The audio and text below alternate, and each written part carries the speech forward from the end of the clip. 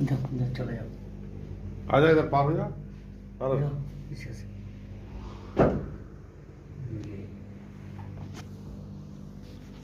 Finally guys देखिए अपना chicken बन गया है और अभी हम लोग सभी आदमी बैठे हुए हैं हाँ और गाइस, जो है सो देखिए हम लोग सब आदमी खा रहे हैं, अभी शुरू कर रहे हैं।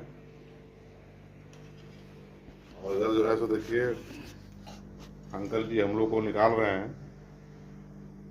इधर पत्तल में हिस्सा बंटवारा हो रहा है सबका।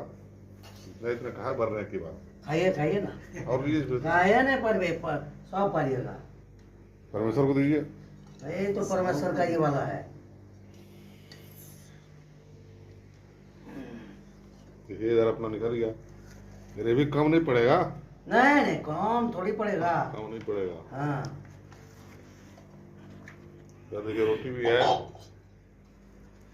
अभी रहा এটা টেনে নেন, এটা পরমেশ্বরকে দিয়ে দেন, আমাকে